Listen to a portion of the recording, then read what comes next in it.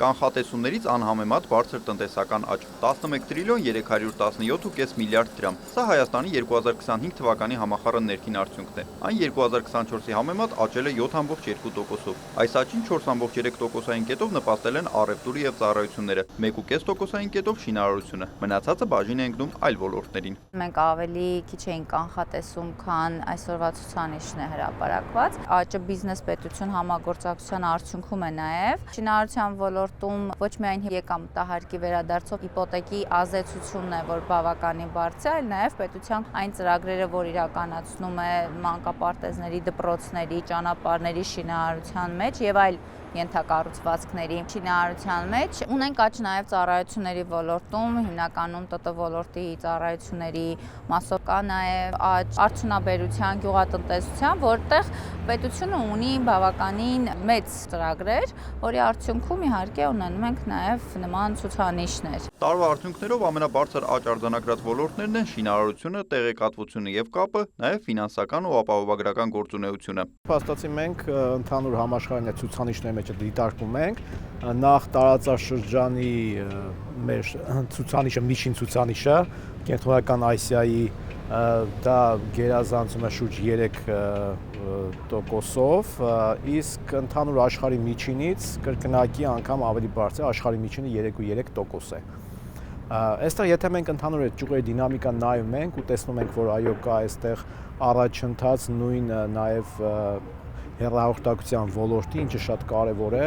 այս առումով աճը կարող ենք դրական համարել։ 2025-ի արդյունքներով Հայաստանում մեկ շնչին բաժին ընկնող հնան կազմել է 3,666,540 դրամ կամ 9,474 դոլար։ Տնտեսագետը նկատում է, այն բավականին բարձր է, բայց չպետք է նաև մոռանալ, որ սա տեսական ցուցանիշ է։ Հայաստանը համարվում է միջինից ավելի բարձր եկամուտ ունեցող երկիր եւ նաև համատաբար նաև այս տնտեսական աճով պայմանավորված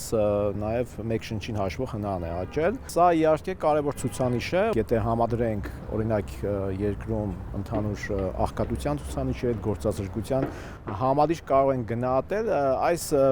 պայմաններում կարող ենք ասել, որ քանի որ գործազրկության ցուցանիշն էլ բավական ցածր է, այս ցուցանիշը կարող ենք որոշակի դրական համարենք։ Տնտեսական բարձր աճը իր հետ բերում է նաև հարկային բարձր եկամուտներ, ինչն էլ պետությունը տարբեր ծրագրերով փորձում է վերադարձնել քաղաքացիներին, ավելի ներառական դարձնելով այդ աճը, նկատում է Արուսյակ Մանավազյանը։ Օրինակ, առողջապահության ապահովագրության ռեֆորմը հենց ուղիղ կապ ունի քաղաքացու հետ։ Մենք գիտենք, որ մինչև այս պահի դրությամբ ահռելի մեծ հոսք կա, դիմում են հենց ապահովագրական ծառայությունից օգտվելու համար։ Մենք բարձրացրել ենք կեսաթոշակառուների եւ նպաստառուների անկանխիկ գործարքներից հետ վերադարձի տոկոսը, որը եւս ուղիղ անմիջականորեն կապված է քաղաքացիների հետ եւ որքան մեծանա եւ ակտիվանա տնտեսական աճը, քաղաքացին ավելի շատ զգալու է հենց իր վրա։ 2026-ին պետությունը թիրախավորել է 5,4% տնտեսական աճ։ Պատգամավորը վստահ է, խաղաղության գործընթացն ու զուգահեռաբար սպասվող խոշոր ծրագրերը կարող են ավելի բարձր արդյունք ապահովել։ Տնտեսագետի գնահատմամբ տեսանելի խնդիրներ չկան, որոնք կարող են խանգարել թիրախի կատարմանը։ Նիկոլայ Ավետիսյան, Դավիթ Մաչկալյան, լուրեր։